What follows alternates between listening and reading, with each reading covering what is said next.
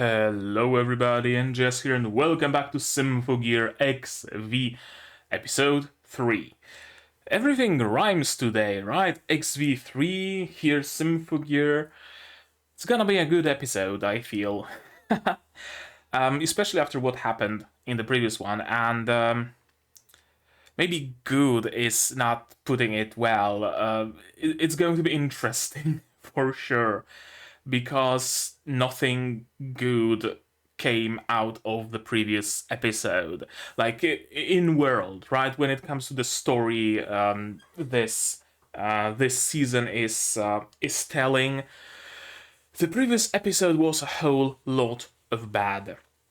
We met our new villains in full, and I was hoping that they might finally be another batch of villains that will actually join us, because it is again alchemists, right? Our goals are aligned. We want to save humanity from slavery, and we want to save humanity from slavery. We can figure out a way to work together. But it seems no, not at all. Season to season, the villains, the antagonists, are getting more and more irredeemable.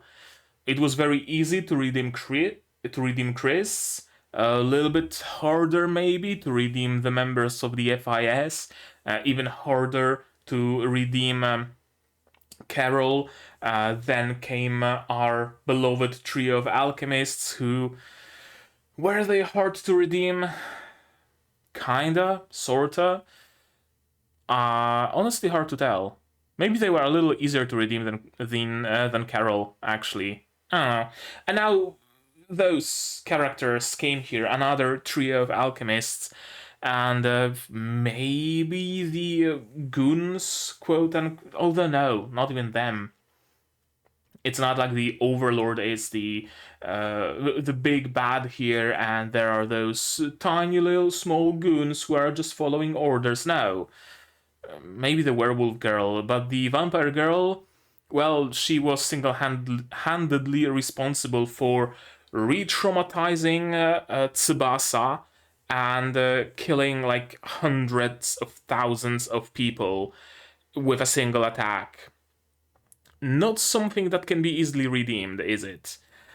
And of course, the doppelganger girl, shapeshifter girl, Frankenstein's monster girl, whatever her deal is their leader, so by proxy, so to speak, she's also not exactly redeemable.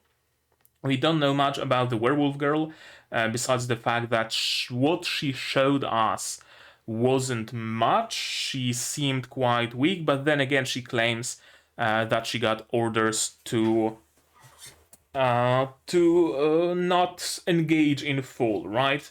To withhold her strength, withhold her powers, and not attack fully in earnest. She was just a distraction, I'm assuming. So, interesting things are going on for sure. Of course, there's also the Americans. There's also that whole body corpse of a custodian that was moved into the hands of the Americans. I ranted about it enough in the previous episode, so I'm just gonna leave it at that. Not a great decision, is all I'm gonna say. And of course, that body got disintegrated, because, of course, it did. Because why would it not have safeties? And I'm gonna stop myself. It disintegrated, but it seemed to have left a couple of artifact-looking things behind. Perhaps they will be turned into Symphogear, although Ryoko is not among us anymore. So the technology is probably severely taken back years, if not more. Maybe Elf9 would be able to figure something out? I don't know, not sure. She seems to be our only hope, if we hope to create more Symphogears, and if we hope to bring in more allies, which is not a given. which is not a given, although it would be cool. It's been a while since we had someone join us, right? In the previous season, we had that brief promise of perhaps at least Saint-Germain joining our team, but alas. Last time someone joined us, it was Elf9, and she's just staying in the background in the research department. She's not exactly engaging in combat with us. So it would be nice to get maybe another whole trio of combatants, who knows? Some candidates from the US, maybe. I don't know, I'm just spitballing here. I'm just completely spitballing. Now, about this episode. What are my expectations for it? Well, we will, for sure, 100%, start dealing with Tsubasa's trauma, because she dropped the sword, and that's significant. That's hella significant for someone like Tsubasa, who is the sword, and later for whom the sword became her wings, right? She just dropped it, completely defeated, so wouldn't surprise me if she lost the ability to sing, and we will need to build her back up to the point where she can fight again, the same way it was done with Hibiki, thrice at least. So that's going to be interesting. Also interesting that it would mean Tsubasa essentially had two character arcs. Right, she had one arc where she went from I am a sword, I am a tool, I am a weapon, to the sword is my swords are my wings, they aren't swords, right? Hibiki went through character growth like 5 times, regressing each time to go through the same lessons again, but I digress.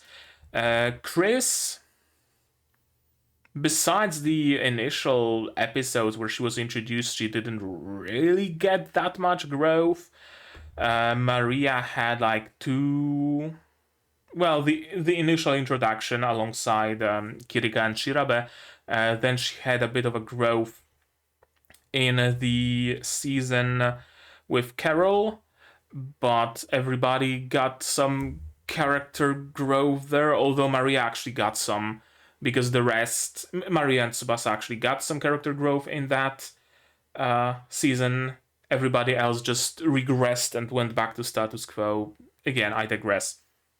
My point is, Tsubasa is gonna get another character building arc. That's what I wanted to say. Second one already, and it feels kinda uneven. I know that Hibiki is the main character, and she deserves 5 character growth arcs. Tsubasa is like the second main character, so she got 2. But it would feel nice if we had like a more or less even amount of character building arcs. I don't know, maybe other people are gonna get their arcs in this season as well. We'll see about that. We'll probably get a word from the Americans about what their researchers figured out, or not. I mean, it wouldn't surprise me if they just kept that knowledge to themselves entirely. We will probably get attacked by Alkanoids, maybe by the new trio of alchemists themselves as well. We might be able to figure out some more information about them. They're probably members of the Lodge or something. And that's about as far as my predictions go, I think. So I think we should just start watching it, right? I've been rambling for 9 minutes already. So, subs, you're gonna need them to follow along. There we go. No. There we go. You're gonna need the subs to follow along. I'm gonna need my sound to hear what's going on, and your support, of course. Monetary, Patreon, Throne, links in the description below, and if you don't want to spend money, share my content, spread the word, costs you nothing, helps a lot. And with that out of the way, we can start watching episode 3 of Symphogear XV in 3, 2, 1, go. Okay, here's the bracer, the Corpus Dei left behind.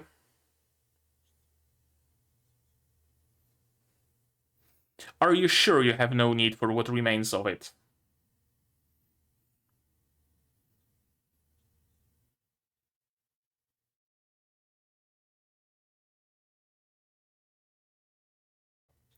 and you're gonna do something horribly stupid. Of course they're gonna do something horribly stupid.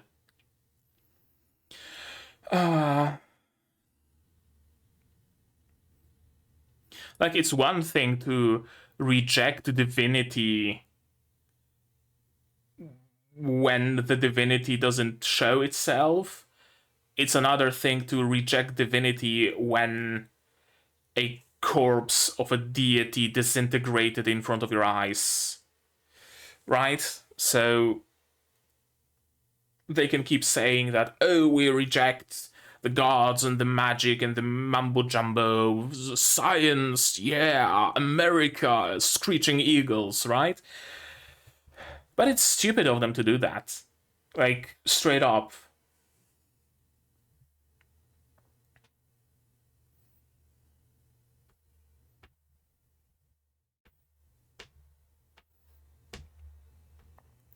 Again, interesting that banger of an OP, by the way. Interesting that the opening shows a lot of like family imagery, right? Everybody in front of their family. Hibiki's father is nowhere to be seen. They just kind of forgot it happened, I presume.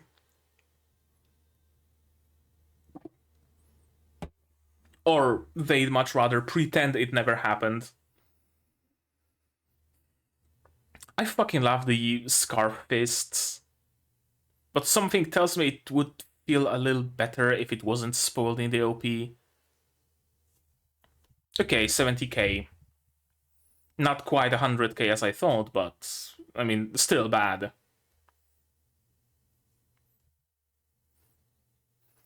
Sure you are.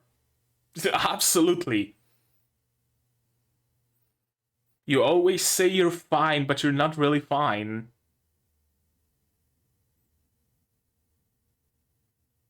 Oh, there's the father.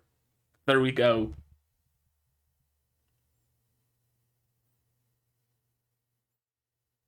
Yeah, exactly.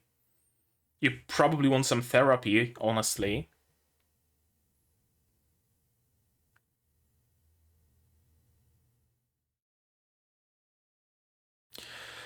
The feeling of wanting to help, of wanting to protect Hibiki. We are really driving home the point of Miku's importance, aren't we? She's catatonic. I mean, she went through so much trauma that, yeah, exactly. Didn't Hibiki also go through that? No, wait. Was it Hibiki who went through that, or was it Tsubasa as well? Someone went through a moment of just not wanting to wake up. I think it was Tsubasa. It seems to be her way of dealing with trauma, just shut off.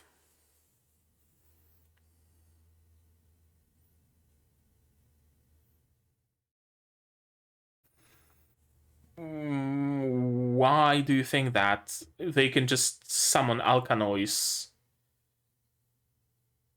It's not like they need help from government, but they are getting help from government, evidently.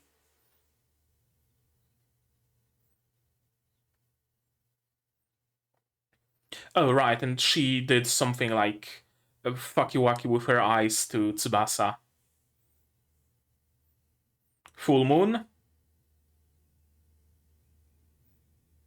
No? Some Yakuzas?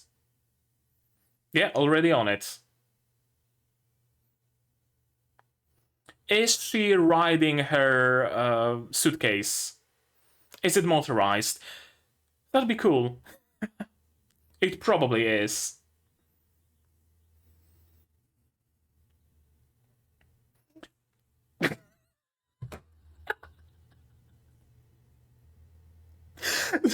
Segway alkaloids, are you real? Are you for real?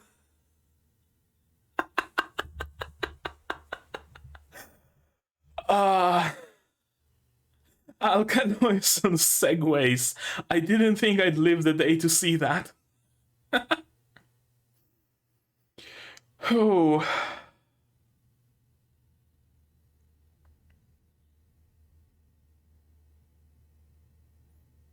You're gonna do something fucky wacky with your eyes again?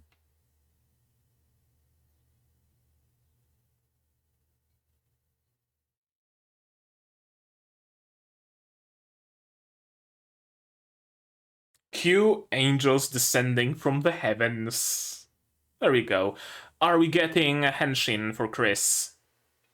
We are getting henshin for Chris, thank you very much.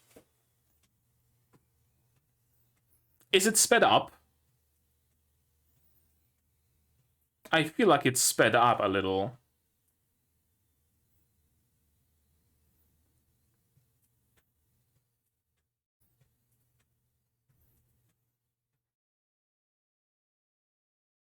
There's no Lapis Philosophorum either.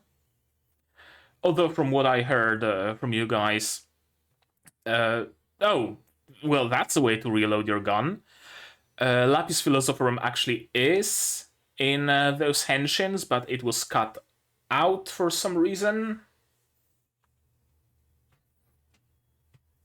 Ooh, that's some nice noise to those guns.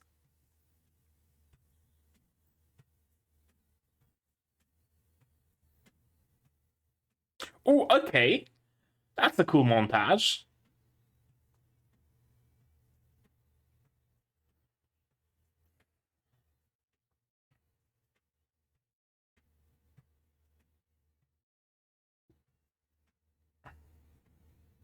And Hibiki.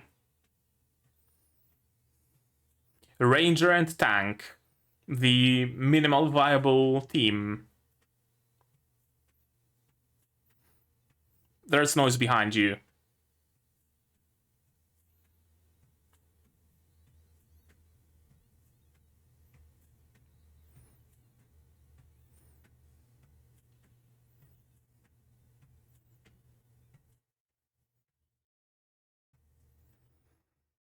Now you probably want to interrogate him. Because he witnessed those government-looking people. If only you had what? Oh, okay.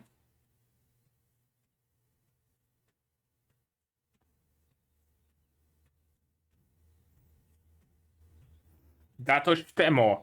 She's gonna defeat you with the power of Datosh Temo. Unless, of course, she does something fucky wacky with her eyes. Rage mode, I'm assuming.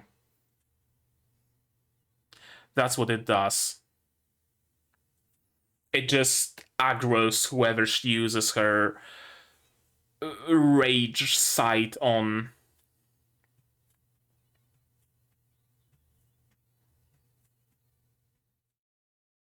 Okay. Just gonna casually collapse a building. Combo attack, okay. Aerial sniper. Are they still here?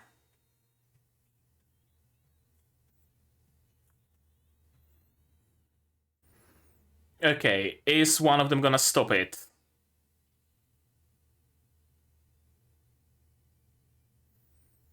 The Frankenstein girl? What's that? Well, someone rescued her.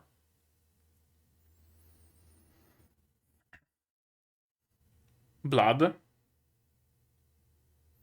That's not how you store ketchup. The vampire girl is probably feeding on it.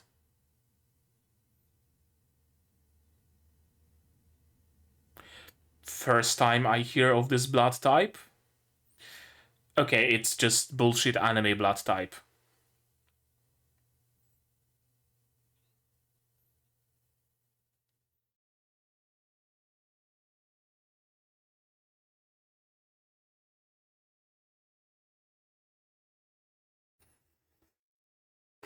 Chinese government? It's usually Chinese government. Or US government, of course.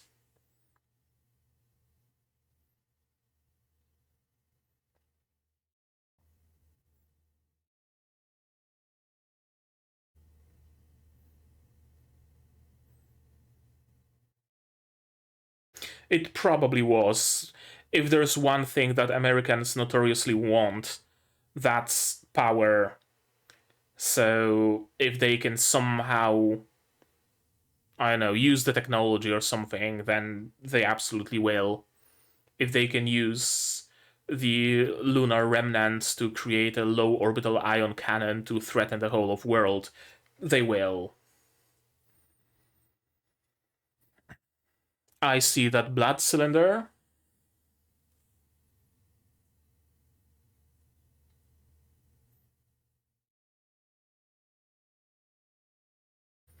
Okay, so I'm assuming their bodies are somehow unstable or something?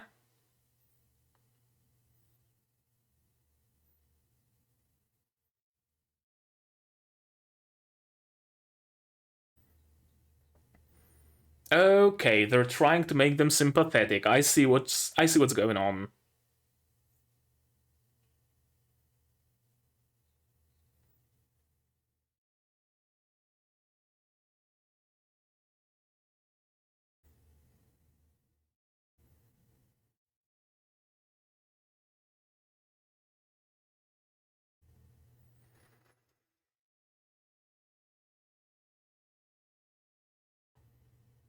Yeah. I mean, FIS originated in the US, didn't it? So it makes sense that they would still have some branches that deal with heretical technology. Echelon Project is new, I think.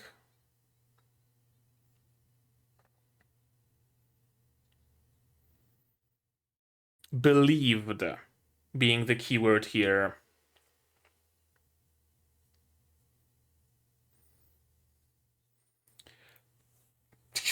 Should not have sent the body there.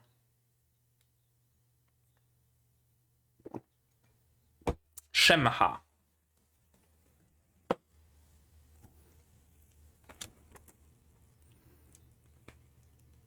Is this something from some mythology? It might be.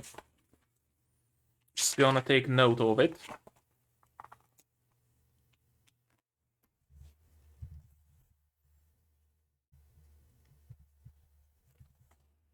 Shemha. No, she's not. No, she's not.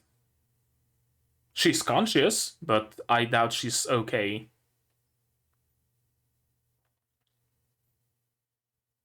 Yeah, exactly. Well, not right after, but.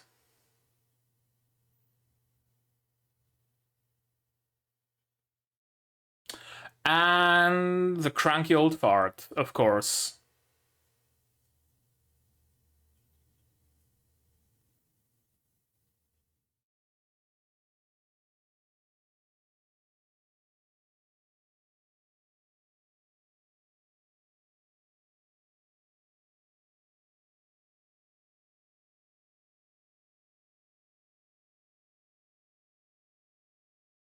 Then just fucking disinherit her and fuck off. I mean, and you're entirely fucking wrong. They helped save the world time and again. He's provably wrong. And she's back to I am a sword, of course. And the cranky old fart is just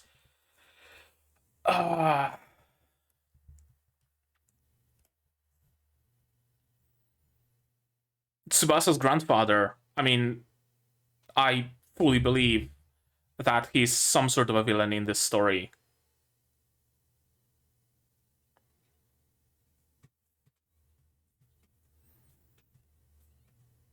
A blood bank seems like a safe bet, yeah.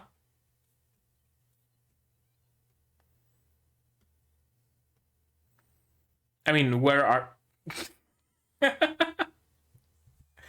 There we go.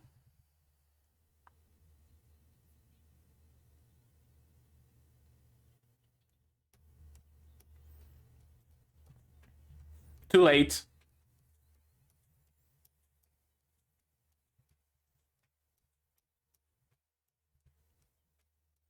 Henshin in the elevator. Okay, so she's weakened. Good to know.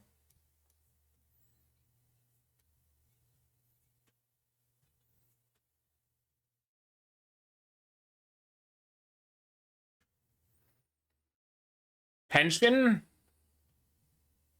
The Henshin, okay, for Shirabe. That's a nice angle, and here we have Lapis Philosophorum.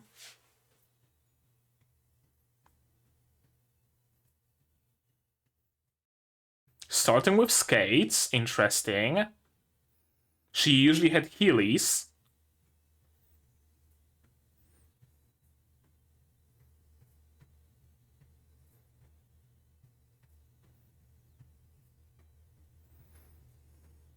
Okay, now she has Heelys.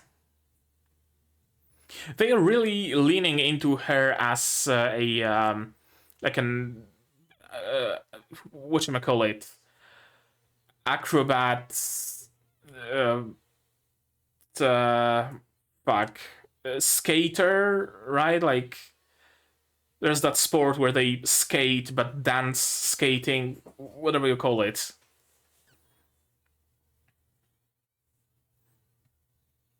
Łyżwiarstwo figurowe in Polish. I know what it is in English.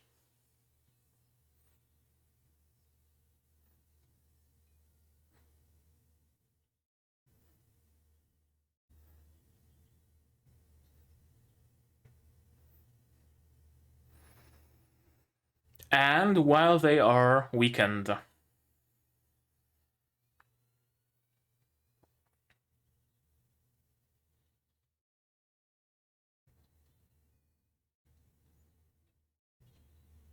Okay, that was a nice bit.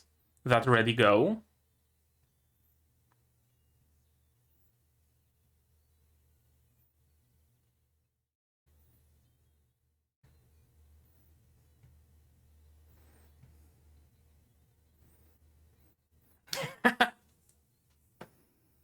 I mean, theft and maybe breaking and entering, so that's enough. That's some laws that have been broken.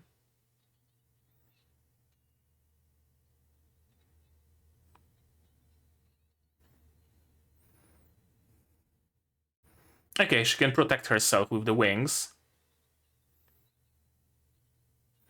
Ready, go! Here's your answer.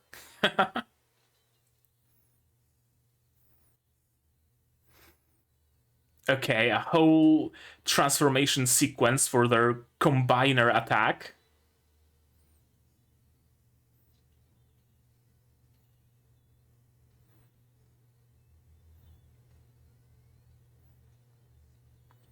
Okay, narrowly dodged that. Unfortunately.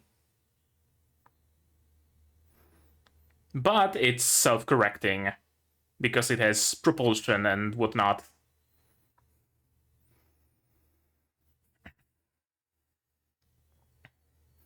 I'm guessing she's gonna be rescued by the Frankenstein lady.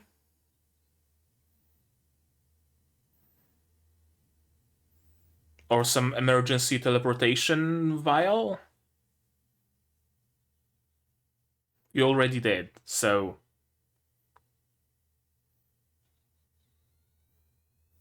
And, of course, she's supposed to be sympathetic. And, of course, the themes of family.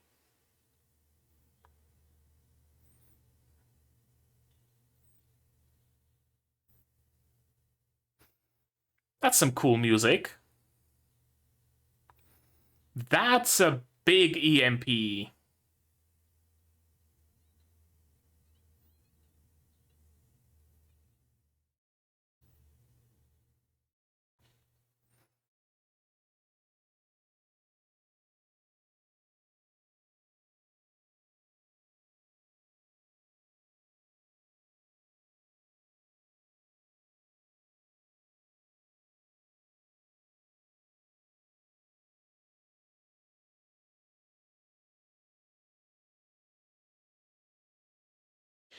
Okay, I guess she got some blood and is back.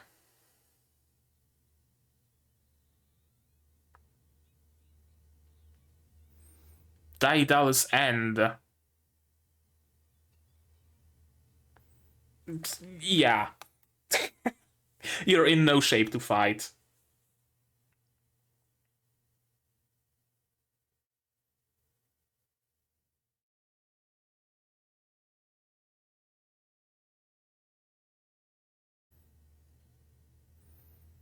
Noble Red, sure. They are. Yeah, if you went there, you would have been teleported with them. Question is how? If it really was an EMP, then even the backup generators are fried. Unless they had some EMP shielding. Fluid Panacea. Interesting.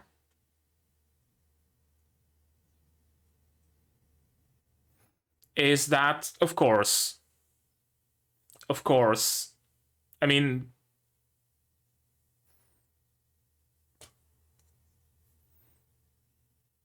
of course he's the fucking villain. Was there ever any doubt?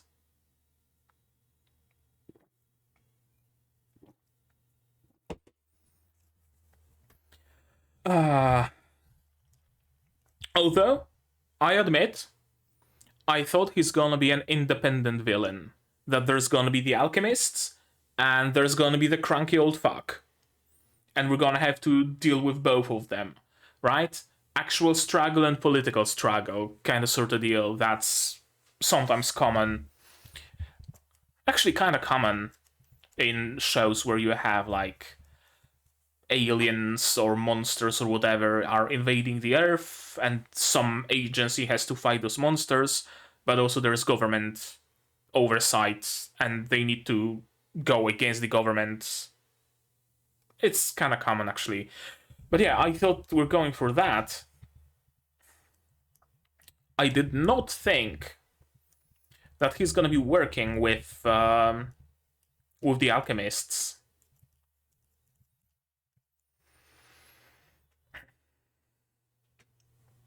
Honestly, I thought he's gonna be like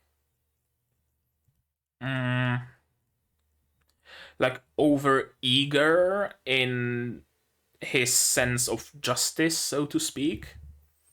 Right? So he goes against the alchemists because, of course, they are the enemy, but he's so eager for results and for justice and whatever he is eager for. He also treats every single mistake, every single thing that the song does wrong as also something bad. So he's kind of alone against the world, right? He's the perfectionist, and anything short of perfection is just not suitable. I thought he's this kind of a deal, this kind of an antagonist. Not can't really call him a villain even, but yeah, it turns out he's a villain. He's like a full-on working with the whatchamacallit, um with the alchemists. Okay, regardless, let's watch it again, shall we? No, this one. There we go. Here's the bracer of Shemha. Does Shemha actually mean anything? It's a question I have. Shemha. The only thing that comes to my mind is Isharmla, but Isharmla is from Arknights. Shemha Meforash. Okay. We on Wikipedia immediately. Shemha Meforash, the explicit name. Tannatic term describing the Tetragrammaton. Gotcha. Tetragrammaton being the four-letter name for God or something like that. So Shem HaMeforash is the name of God, essentially, is what I gather, like the Abrahamic God. So you could interpret it, the bracer of Shemha, as the bracer of the Abrahamic God, or the bracer of the Abrahamic God's name, the bracer of Yahweh, something like that, the bracer of Yahweh's name. Interesting. Interesting that we're bringing Christian mythology here, and sorry, not Christian, Judeo-Christian, more Judaism really, because Kabbalah is from Judaism. So far, it's been just like Babylonia and Sumeria and all those like early religions, and now we're bringing something more modern, so to speak. Interesting. And yeah, I was correct about the themes of family. Yeah, the themes of family. That's a very nice building to live in. Genuinely. I really do love how it looks. I think it's called like solar punk, right? Where you have modern buildings, but there is also a lot of greenery on them. I really did love that aesthetic in Madoka Magica. That was amazing. And I love this aesthetic here. There is a Home Depot kind of a store in my area where I buy all sorts of plants that I currently have on my windowsill. And one corner of that like monolithic concrete block, one corner on both walls, there are those like pockets of filled with soil, and there are plants planted in them, and it's like a wall of plants, and I fucking love it. I just adore it. And if I had the space, I would totally make myself a wall of plants. Currently, I have to be satisfied with a windowsill of them. But if I had like a full-on proper house, I would totally like use one room for hydroponics and aeroponics and stuff like that because I fucking love it. But again, alas, not enough space. Although I did succeed in growing some shiitake, so it's kind of like hydroponics, I guess. Not quite, but still. Again, regardless, I love the aesthetic. I love where they live. Don't worry, I'm fine, but she's not really fine. And her family isn't fine yet, because of course it's going to take time. Obviously. Tsubasa is catatonic, makes sense. They're dealing with some government. I honestly thought, I was convinced they're dealing with Americans, because America is all like, yeah, power, right? And they can give them some power, some strength, some technology, whatever, and America would very gladly take some. I thought they might be Chinese. It's usually those like the trifecta of antagonists in anime where they bring in like real world ish politics. That's the US, that's China, and that's Russia. So my second bet was the Chinese, that they get somehow involved, but there was no mention of them so far. So we weren't born monsters. So situation like with Saint-Germain, Cagliostro, Prelati, where their bodies were simply modified. Alkanoids detected. And here come the angels. And we got whole 2 sentients in this episode. This one is sped up. You can tell because it's animated on once. And the music also sounds sped up. Like not purposefully made fast, but rather sped up. I wonder if it actually was. Very, for lack of a better term, this henshin starts in a very kissable way. I know, but for lack of a better term, you have all those pinks, all those reds, and that pose that Chris strikes and her puckered lips like they're ready for a kiss. It's always a super interesting, not even a gap moe to Chris, but kinda. Like, very heavy, not very, okay, by Japanese standards, heavy music, right? Using guns, just shooting people, singing about shooting people's heads, right? And then there's the red bow and the puckered lips and the pink aesthetic. It's a really cool contrast to Chris. I really do like it. Of course, hexagons everywhere. Trigger stars, kinda, not really. Although, I guess this would mean she's wearing a 3-star Goku uniform, so quite high up there.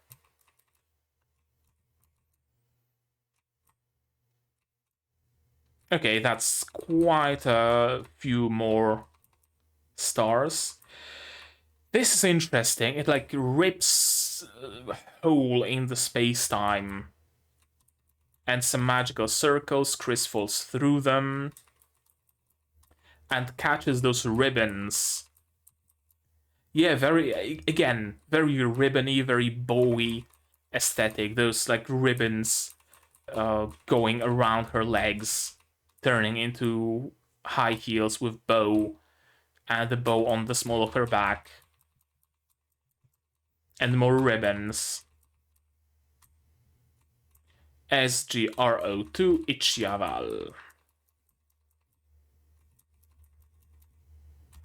Of course, you need to have shots like that. It wouldn't be Symphogear Henshin without shots like that. More ribbons trailing behind her. And the final Henshin, final scene of the Henshin, landing, panning shot, and more ribbons, and extremely elaborate earpiece.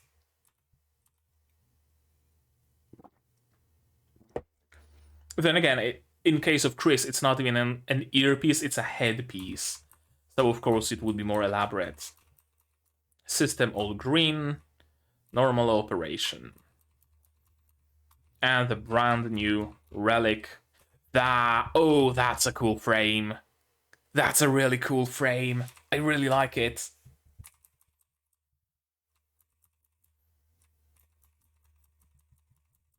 Guns Akimbo. Great movie, by the way. Go watch it. And the reload. Of course. We can't have a different kind of a reload, can we? But, I mean, the ridiculousness of it all is Symphogear. So, don't take it as me complaining. By any means. Again, I love the metallics.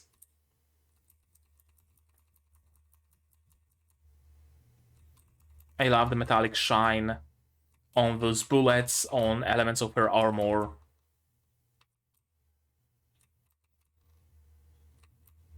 And a final pose with the whatchamacallit, Aufwachen waveform thing behind her. Can you go back, please? Are you? Oh, there we go. The Aufwachen waveform behind her. Okay, fight. Some great choreography as always.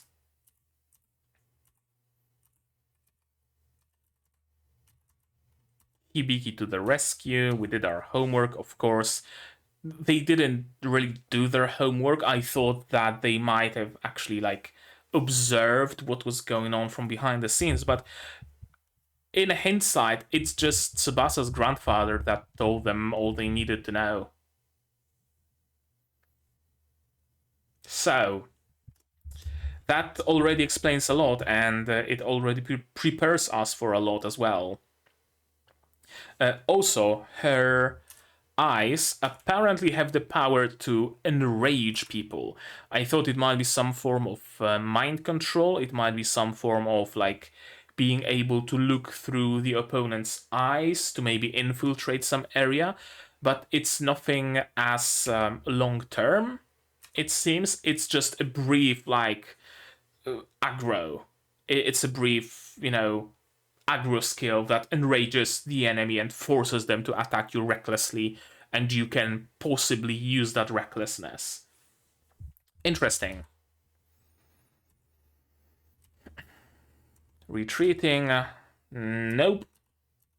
Not gonna be able to do that. Combined attack. Our combined pasts will lead us into the future, they say, or rather she sings, as they are using a combiner attack. Big blast, and all that was left was the briefcase. Briefcase containing very special blood. No, it's not ketchup.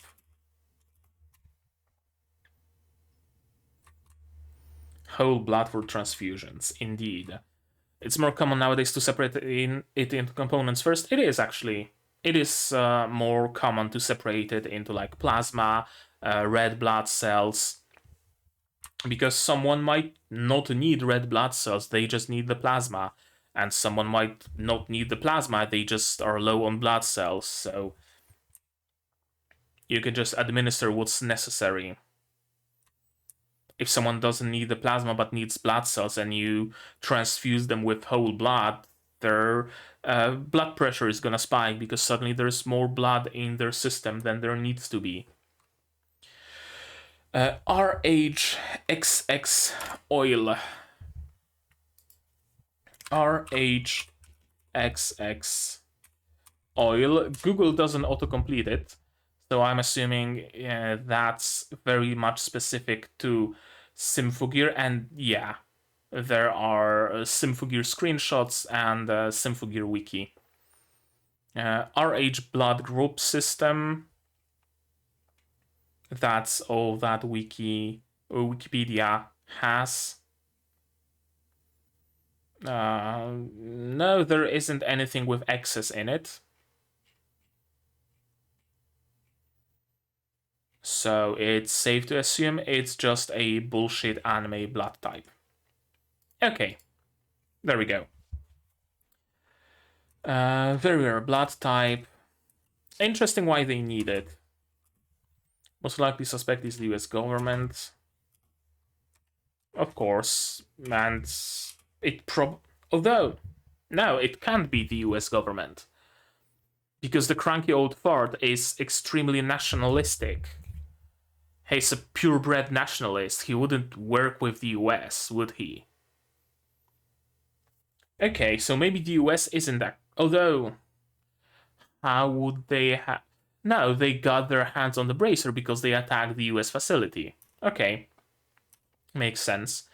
As a means to heal the damage caused to our relationship by the launch of the WMDs. If we choose to suspect them. We also have to ask whether that plan was simply a front for something else. Yeah.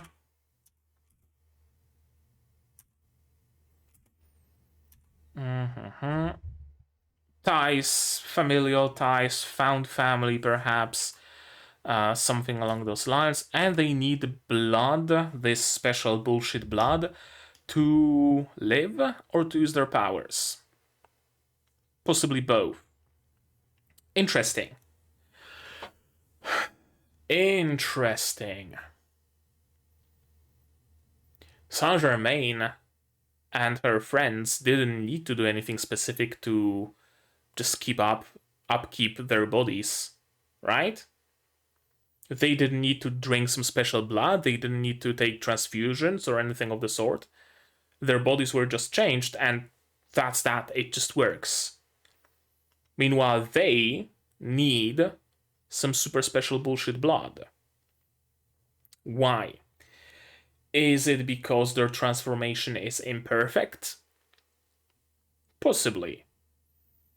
Saint-Germain, Cagliostro, and Prelati had possibly hundreds of years, right? I mean, they did have hundreds of years. They are actual historical figures. So it's entirely possible that their transformation took perhaps even decades, and it was perfected for decades before that. And they also had the help of Adam, possibly. So it would make sense that their transformation was more stable.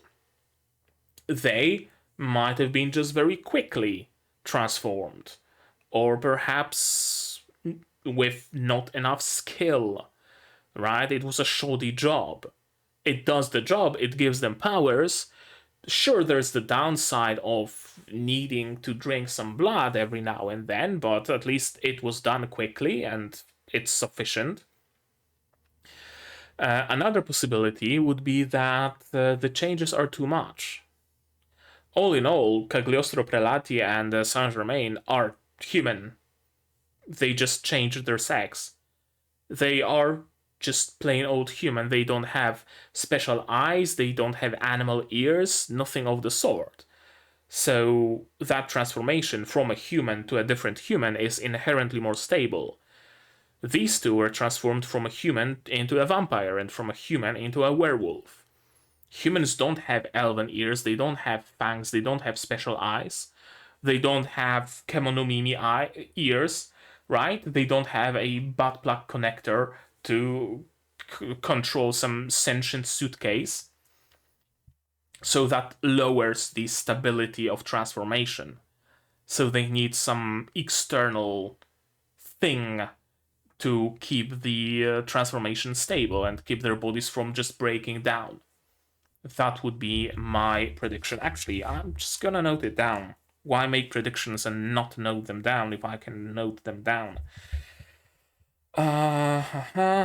Vampire and werewolf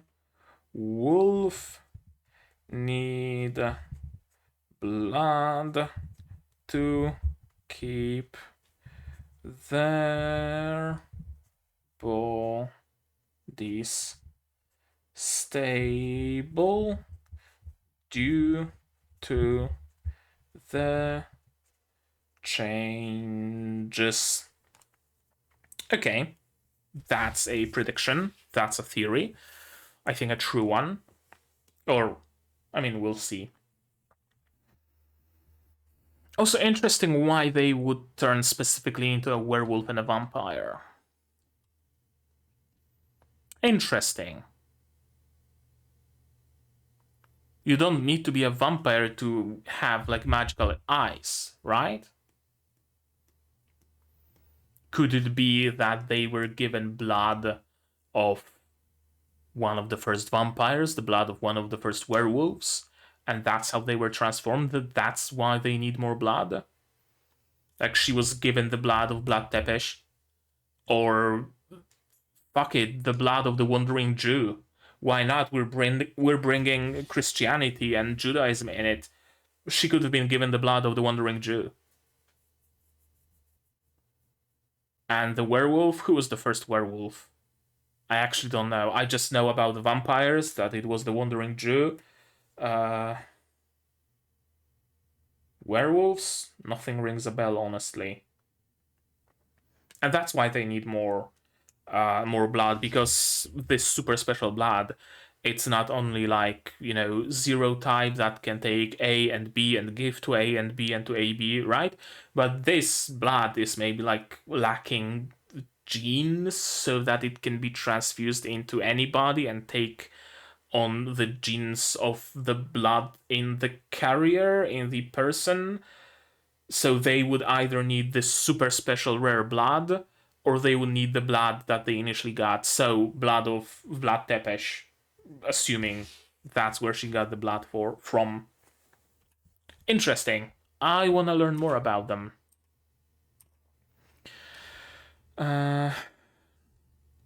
Also interesting how the creators of this show, of this season, are still trying to make them sympathetic. Right? They killed all those people with glee. It wasn't even, oh, it's what we must do, like Saint Germain, right? We must kill those people, but I am willing to bear those sins. I count every single person I kill to know how many sins I have committed. It is for the betterment of the humanity. If I must burn in hell for all the sins I've committed, then so be it, but I will help human race. Right? It's not even that. She just was happy slaughtering people and piercing the chest of that fangirl of Tsubasa with her fist. So sure, they are a little sympathetic because found family, they probably have some tragic backstory. Maybe they're orphans that were found by the robot lady, whatever her name is, Victoria or something, probably. I don't know. Vanessa, sorry, Vanessa. I think it's Vanessa. And there's some huge, big, tragic backstory. But can they be sympathized with? I don't know, we'll see. It's just episode 3. Research into heretical technology makes sense that the US would have research into heretical technology. Birthplace of cutting-edge technology like the Echelon project. What is that? We'll probably learn about it in the future. Took several relics, including the Shemla. Okay, Shemla in cuneiform. Cuneiform writing precedes Judaism by like hundreds, if not thousands of years. Cuneiform writing was like Mesopotamia, I think. And Judaism was created later. Interesting. So that would either place Judaism much earlier in history, or it would make Shemla, Shemha, something much more universal. The Tetragrammaton, the name of the Abrahamic god and whatnot. Interesting.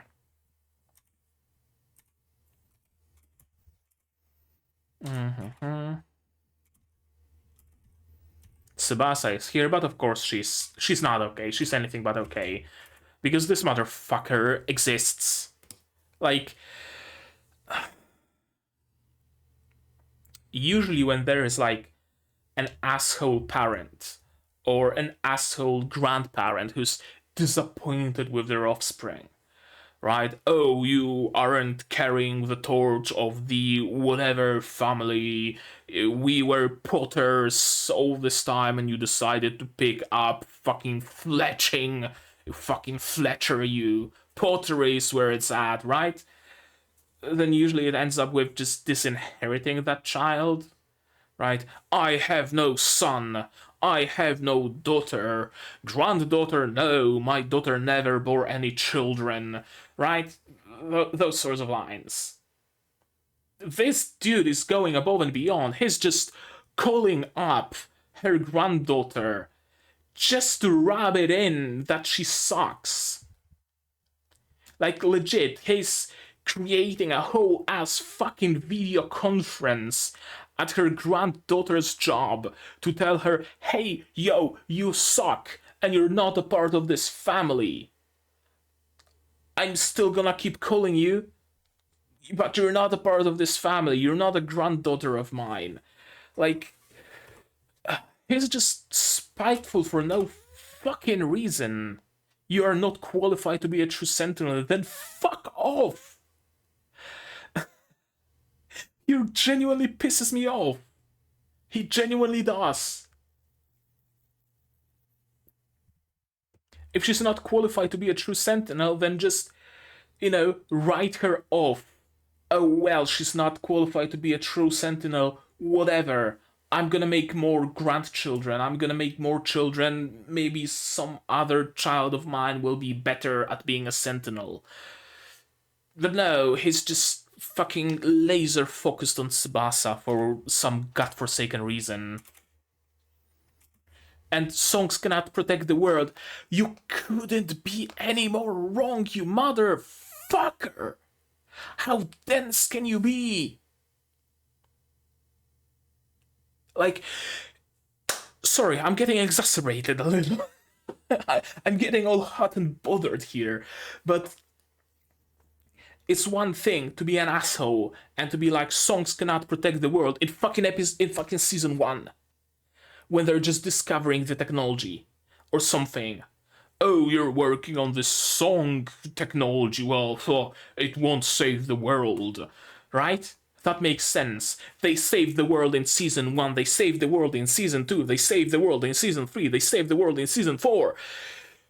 And you say that songs cannot protect the world.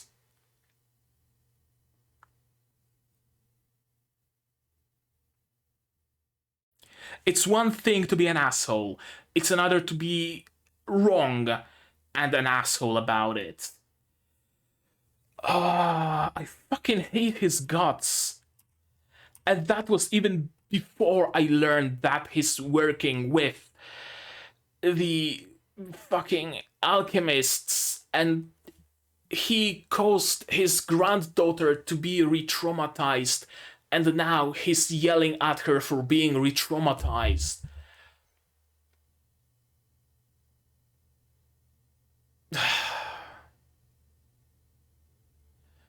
Like, it's like keeping your child in the basement and starving them and then beating them for getting thinner and thinner. Like, it's just malice. It's just malice. I can't describe it in any other way. He's not misguided. He's not lost in his pursuit of whatever ideals he pursues. It's just malice. I genuinely think this is the first villain of Symphogear that's purely malicious. Or rather, the first villain that is this malicious. Everybody else had some reason to do their villainy. Whether it was misguided, whether it was misunderstood, whether it was whatever, they had their reasons. And the reason was usually, we want to save humanity. In a different way, but ultimately we also want to save humanity. His goal seems to be just Nihon number 1. And when Nihon can be number 1, I'm going to beat up my granddaughter. That's like there are two things that drive this man. Nihon number 1 and tormenting Tsubasa. Compared to this asshole, the new trio of alchemists are perfectly fucking redeemable. Honestly, give me the redemption arc. What if she killed 70,000 people? She can say sorry and everything's gonna be alright. If Steven Universe told us anything, it's that we can just say sorry and everything's gonna be fine, right? Even if you're literally fucking Space Hitler, Steven Universe is gonna he's gonna be fine with you if you say you're sorry. So she can just say sorry and everything's gonna be fine. This motherfucker, he can just fucking dogeza on the floor. I want his head splattered on the wall. I haven't felt this much hatred for any character in a good while.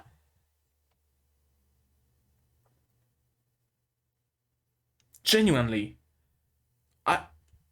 Honestly, I don't think I ever felt this sort of a hatred for any sort of character in any sort of media ever. Like, there are characters I actively dislike, but I can't say any of those dislikes are hatred to this degree. If this season ends with anything else than his head being splattered on the wall, I'm just rating it 0 out of 10 on Mal, and I'm never watching another piece of Symphogear media again. I will. I will watch more Symphogear media, of course I will, but you know what I mean.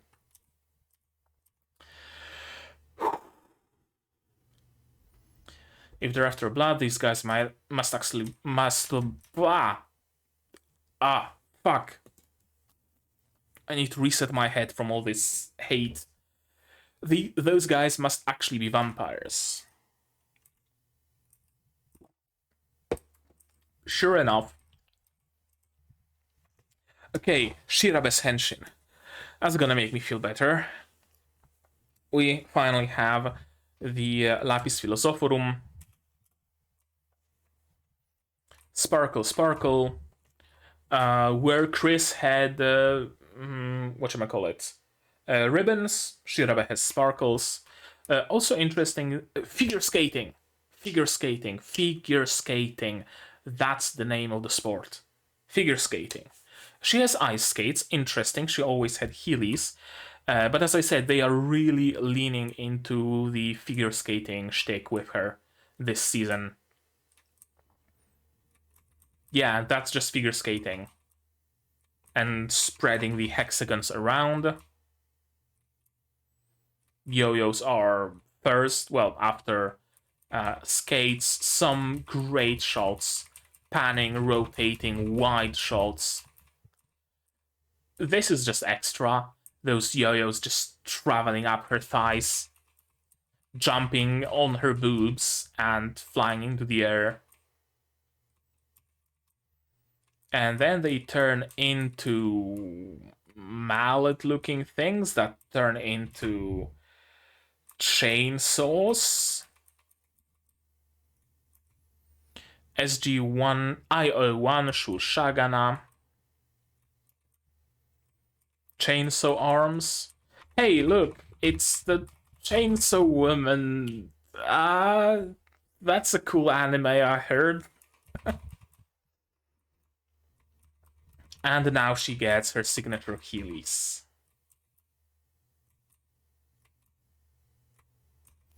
Also, a lot of spikes and barbs. Interesting. Yeah, that's very spiky. And of course, like, extremely overdone, but in a good way, animation and mechanical design. And some of those shots, some of those designs are just visible for a couple of frames. Like, this is just visible for what? 2 frames? 1, 2, and it's gone. And it's not CG. That's crazy. Her signature stumpy legs. More hexagons that created her skirt, I think. Because her skirt is also a weapon.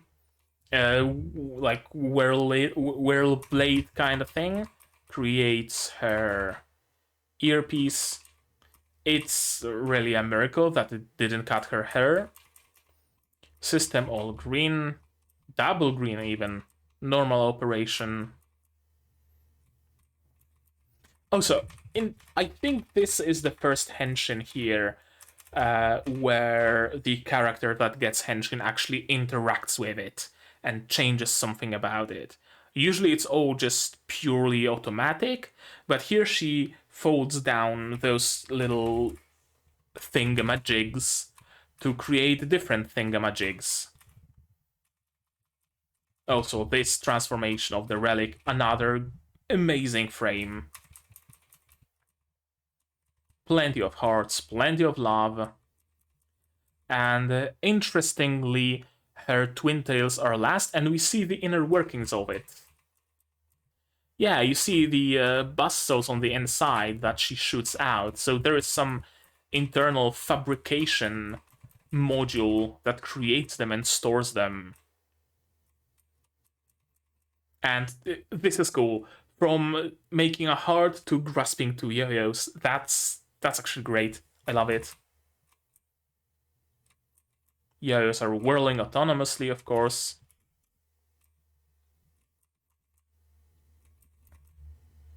Doing some yo-yo tricks. Final pose.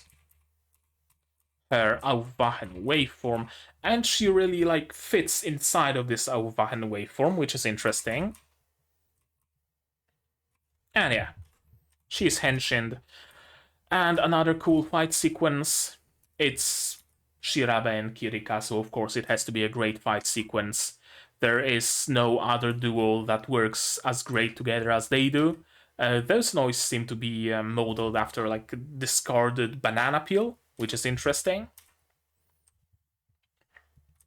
Seize your resistance.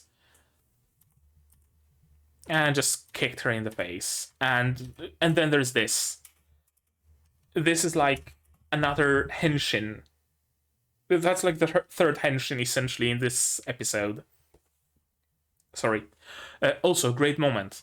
Let's bring together the blades of Zababa. Ready, go. I love how it works with the music, with the song. And yeah, here comes the third henshin.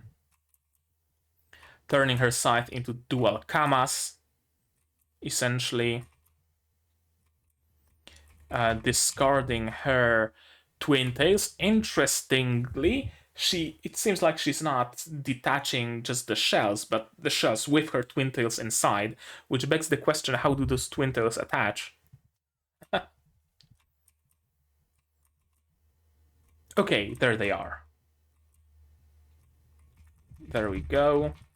That attaches to her yo-yos. That get turned into a big yo-yo with a buzzsaw. This is great. I love this detail of Kirika just anchoring down with her legs, then with those little blades on her back, those spikes, connects to this contraption, and more spikes because you can always use more spikes. And it's just a big ass slingshot. Kirika is in 7th heaven right now. Perfect.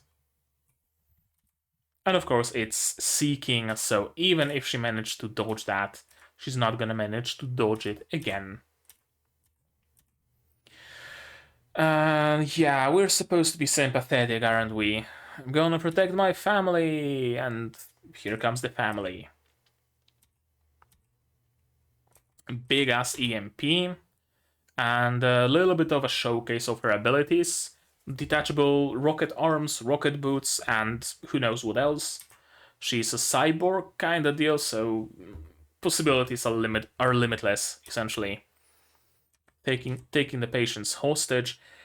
It's not like when she goes away, she can just restore power.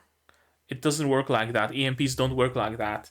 So she's not taking patients hostage, she just killed those patients. That's what she did. Hostage situation would be when she's like disabled the power and she's tick-tocking them away, right? Tick-tock, tick-tock, like villains very much like to do, giving them chance, time for a decision. Do you let us go? And when I'm away, power is gonna be restored, or do you want to fight? But the longer we fight, the bigger is the possibility of patients dying. No, it was an EMP blast. At least it seemed to be. Once an electrical device has been struck by an EMP, it's just fried. The EMP doesn't go away, or rather, the EMP goes away because it's just an instantaneous blast. But when it ends, it doesn't magically make the electronics work again. You need to have special EMP shielding. If you don't, the device is just fried. It's just not going to work, period. So it's not really a hostage situation. I got what we needed, so the special blood. Oh yes, oh no, I'm weak. That was cool. All right, she goes all beast mode. Ah yes, we're all here together. We can use our special. Oh, oof, ouch, my bones.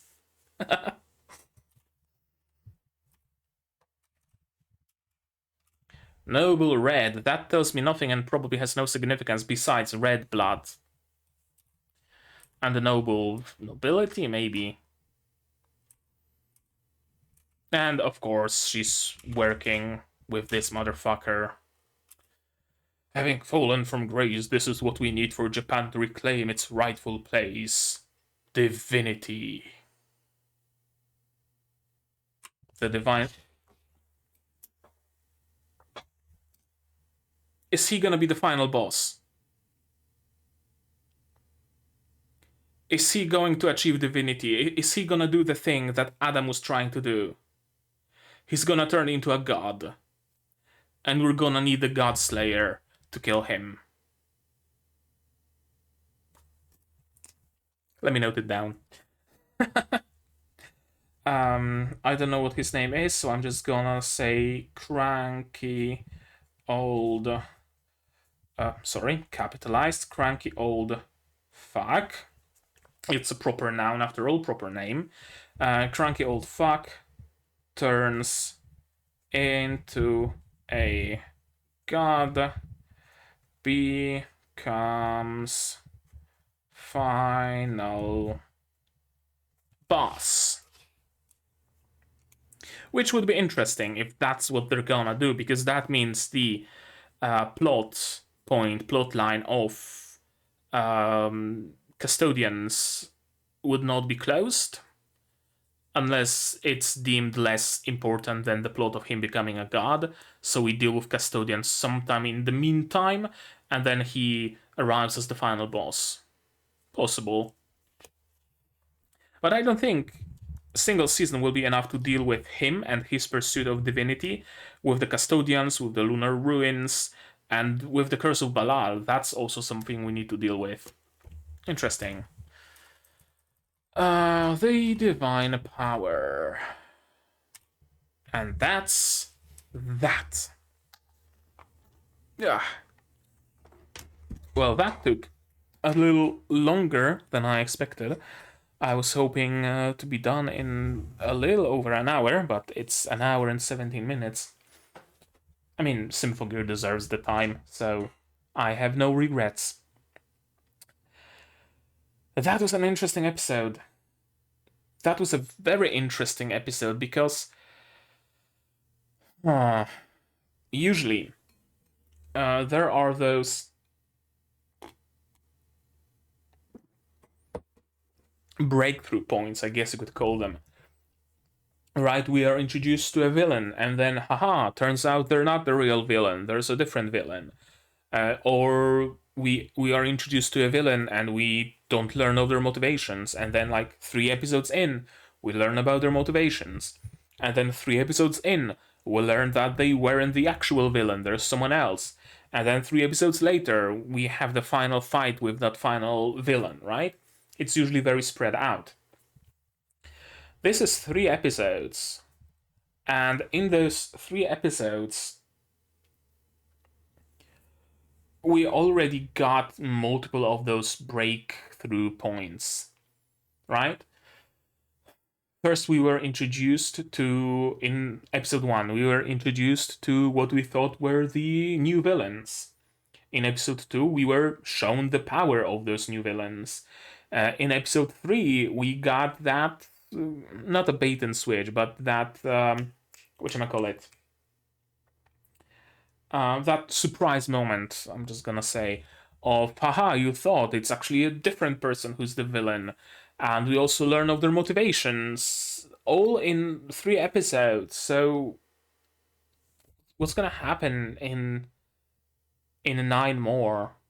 Or 10 more, because I think this one is also 13 episodes. What's gonna happen? We're gonna have to fight Cranky Old Fuck, that's for sure.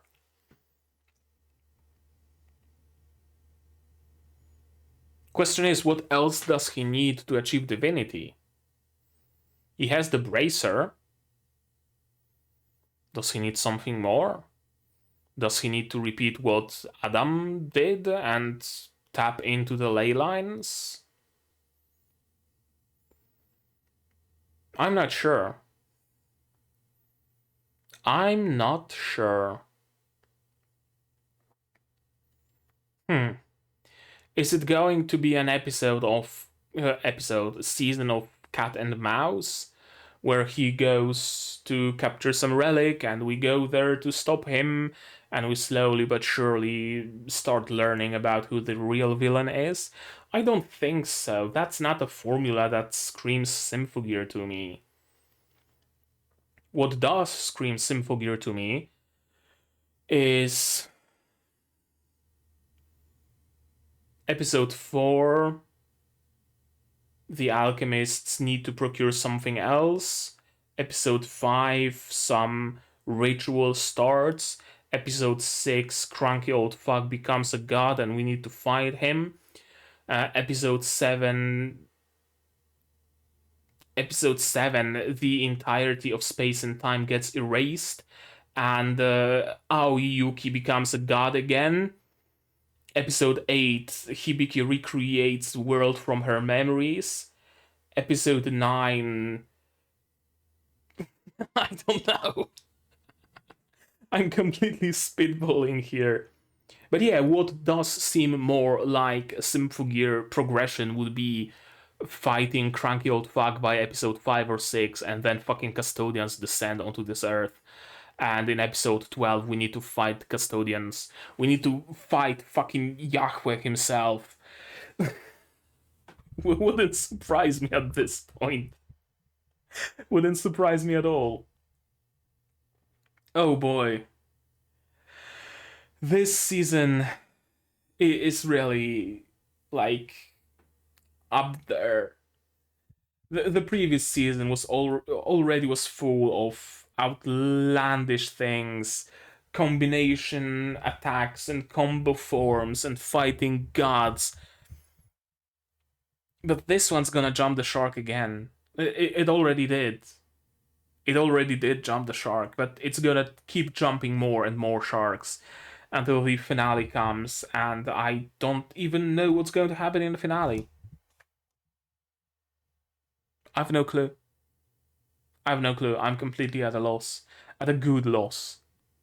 I can't predict what's going to happen, and I feel good about it. And I feel good about it. Because I like to be surprised every now and then, you know? Being able to recognize some tropes and recognize things that are going to happen, that's a reward in and of itself, right? Oh, I was correct about thinking that this guy's gonna be the villain. I can feel good about myself.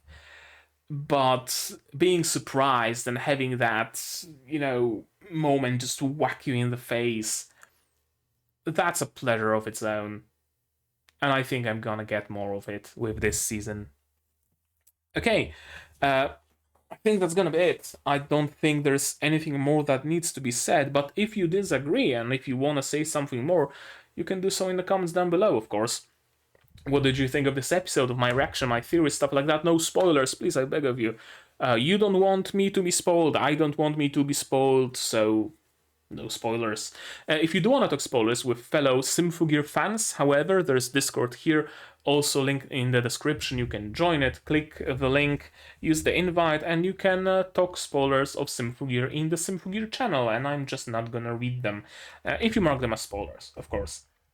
Subscribe to the first, like this video if you liked it, dislike it if you disliked it, but tell me why so I can improve. Subscribe to the channel to be notified of future releases of not only Symphogear XV but also Bennoria Saito, Sanisaka ni Iku, and Oyuki no Kana and others that will be coming in the future. I also stream sometimes, so you might want to click the bell icon to be notified of when I go live. Support the channel if you want monetarily on Patreon or Throne, links in the description below. On Patreon for $10 a month you get early access to non-seasonals like Symphogear, Madoka Magic and others, and for just $1 you get a role on the Discord and a place in the credits. And on Throne you can pitch indirectly towards my purchase of better gear, better software, stuff like that. And if you don't want to spend any money whatsoever, share my content, spread the word. It costs you absolutely nothing and helps the channel an awful lot. And now, with all of that out of the way, that's gonna be it from me for today. So as always, you guys do all the good stuff, and I'm gonna see you in the next one. Cheers! And here's the outro, and here's my wonderful, wonderful patrons. and you can achieve being one of them without the need to achieve divinity or something.